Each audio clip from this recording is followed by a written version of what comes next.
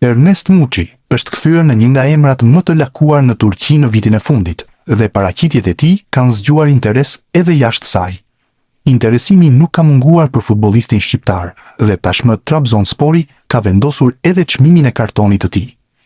Sipas mediave turke, pas interesimit më të fundit të Aston Villës, presidenti i Trabzonsporit, Ertugrul Dogan, u ka komunikuar anglezëve se negociatat për Muçin nuk do të nisnin poshtë shifrës së 20 milion eurove, duke bërë të qartë se sa vlerëson kartonin e sulmuesit shqiptar.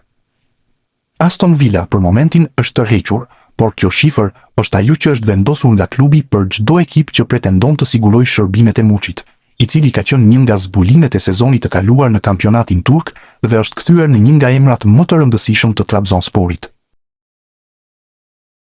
Aldiria do të jetë klubi i ri i Berat Gjimshitit. Kapiteni i kombëtares shqiptare e ka kërkuar vetë largimin nga Atalanta, ndërsa u bind nga paga e lartë që do përfitojë në Arabinë Saudite.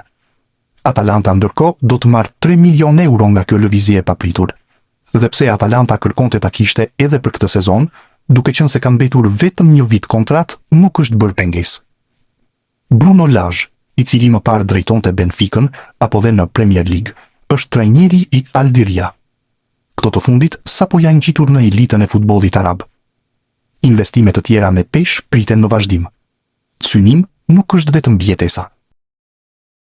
Juventusi ka marrë një rezultat të rëndësishëm, edhe pse bëhet fjalë vetëm për miqësore, pasi ka mundur një kundërshtar të fortë si Chelsea në duelin që ka zhvilluar në Hong Kong si pjesë e turneut veror aziatik. Sfida mes dy skuadrave që janë në mes të përgatitjeve për sezonin ka qenë e luftuar, ndërsa diferencën e ka bërë vetëm një gol i shënuar në pjesën e dytë nga Edon Zhegrova. Sulmuesi i Kosovës shënoi një gol spektakolar me të majtën pas një asisti me thembër të Yildiz, duke i dhënë suksesin 1-0 Juventusit. Kjo ishte fitoria e tretë radhës në miqësore për Juventusin, pas atyre me Standard Liège dhe Nicën, ndërsa testet e radhës janë në Australi, ndaj Interit dhe Palermos. Berat Gjimshiti është shitur tek Aldiria në Arabinë Saudite. Klubi sapo është ngjitur në elitë, ndërsa ka paguar 3 milion euro për transferimin. Aldiria ka arritur marrëveshjen verbale për të nënshkruar me Berat Gjimshitin nga Atalanta. Shifra e transferimit është 3 milion euro, ndërsa kontrata e vlefshme deri në vitin 2028 për qendërmbrojtësin, siç konfirmojnë burimet në Arabinë Saudite. Shkruan Fabrizio Romano. Gjimshiti kishte edhe një vit të mbetur kontratë. Nga Atalanta largohet si legjendë ndërsa u transferua në janarin e vitit 2016.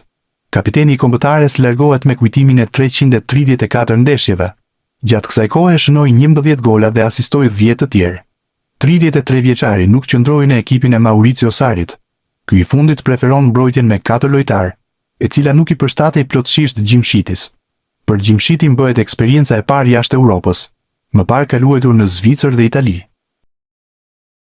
Genoa është mboshtur me rezultatin 10-1 në miqësore ndaj Bournemouth.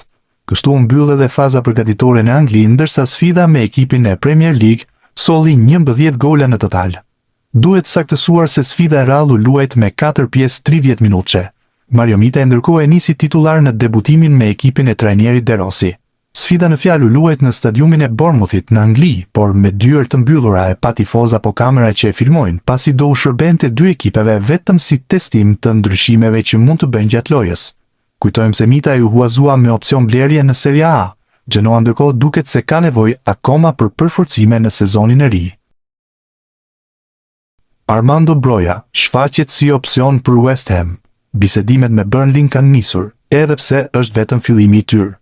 Roshane Thomas, i cili është korespondenti i West Ham dhe punon për The Athletic, jep informacionin e detajuar. Oli Scarlls mund përfshihet në marrëveshje nga West Ham për të ulur koston nëse do të ketë transferim përfundimtar. Fakt është se West Ham ka shfaqur edhe më parë interes për sulmuesin e kombëtares. Gjatë kësaj kohe është përmendur edhe Lazio, ndërsa largimi nga Burnley duket i pashmangshëm. West Ham është një nga klubet historik të Anglisë. Në vitin 2023 ja doli të fitonte edhe Ligën e Konferencës. Edicioni i kaluar ishte një nga zhgënjimet më të mëdha. Kjo pasi ra nga kategoria dhe do të luajë në Championship. E ardhmja e Alan Shearrit te Cagliari vijon të jetë e paqartë, ndërsa emri i portierit kombëtares shqiptare vazhdon të qarkullohet në merkaton italiane. Sipas Il Secolo di Cianoves, Spezia po kërkon një portier të ri, pasi pista që qonte te Davide Merelli është komplikuar. Favoriti i momentit mbetet Alessandro Mikaj, i cili aktualisht është lojtar i lirë pas përfundimit të kontratës me Reggianën. Megjithatë, Spezia është gati të intensifikojë kontaktet për Alen Sherin.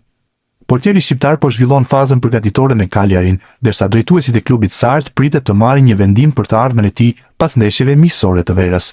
Spezia e vlerëson Sherin si një profil me eksperiencë dhe cilësi, ndërsa interesimi për gardianin kuqezi mbetet aktiv në pritje të zhvillimeve të ditëve në vijim. Në rast se pista Mikaj dështon, Alen Sheri pritet të jetë emri kryesor që synohet për të marrë vendin mes shtyllave të skuadrës ligure që militon në Serie A. Christian Aslani duhet të presë për të mësuar të ardhmen e tij, e cila padyshim do të jetë larg Interit. Zikaltrit nuk e marrin më në konsiderat si pjesë të tyre dhe po mundohen që t'i gjejnë një sistemim, por për momentin ende pa sukses. Ditët e fundit në Itali u bë e ditur se ai ishte ofruar Al Ittihad në Arabinë Saudite si pjesë e transferimit të mundshëm të Musa Diabit e Zikaltrit nga ekipi saudit, por duket se çdo gjë është mbyllur me një jo, pa filluar mirë, pasi Al Ittihad ka bërë lëvizje të tjera. Mediat ndërkombëtare raportojnë se klubi në fjalë ka gjetur akordin për transferimin për 19 milion euro të senegalezit Dion Lopi nga Almeria. Futbollisti në fjalë luan në të njëjtin pozicion si Aslani, e kështu është e qartë se klubi saudit nuk do të hedhë hapa të mëtejshëm përmes fushorin shqiptar, edhe për faktin se rregulloret e kampionatit kufizojnë numrin e të huajve në fush. Ndaj Aslani mbetet në pritje për të mësuar të ardhmen e tij me negociatat me klube të ndryshme që nuk kanë gjetur një fund të lumpur deri tani, edhe për çështje ekonomike, pasi lojtari ka një rrogë të lartë, apo edhe për kërkesën e rreth 10 milionë eurove nga Interi për kartonin e tij. Gjatë një interviste të dhënë për Sky Sport, Mërgim Vojvoda ka folur për javët e para të tij te Udinese. Ish lojtari i Komos ka treguar: "Kam ndier një besim të madh nga ana e klubit dhe kjo është shumë e rëndësishme për mua. Jam shumë i lumtur. Dua të provoj të bëj diçka të bukur dhe më të mirë se në të kaluarën." Runjaic, kemi biseduar. Ai është i kënaqur që më ka këtu. Vojvoda ka dhënë edhe një koment për Nicolo Zaniolon. "E dim që ka cilësi të mëdha, që mund ta ndihmoj skuadrën. Shpresoj që të kuptohemi mirë me njëri tjetrin." Skuadra e Hajduk Splitit ka humbur 2-1 ndaj Varaždin në ndeshjen e parë të sezonit të ri në elitën e futbollit kroat. Në këtë ndeshje, asist bëri mes fushori i kombëtares shqiptare Adrion Pajaziti. Pajaziti asistoi te goli i vetëm i shënuar nga Pukstas në minutën e 56. Në këtë ndeshje, minuta nuk pati për dy lojtarë tjerë shqiptar, si Bruti dhe Raci, që janë edhe ata pjesë e Hajdukut të Splitit, por e ndoqën ndeshjen nga stoli.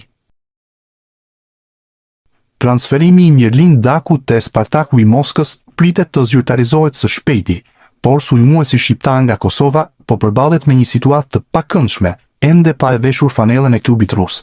Shkak janë bërë disa tifoz ekstremist të Spartakut. Bëhet fjalë për tifo grupin Crazy North, që ka dalë publikisht kundër afrimit të tij, duke përdorur gjuhë fyese dhe mesazhe me përmbajtje të rëndë ndaj shqiptarëve. Në kanalin e tyre në Telegram, grupi Ultras shkroi: "Shprehim kundërshtimin ton të plot ndaj transferimit të mundshëm të Mirlin Dakut në klubin ton.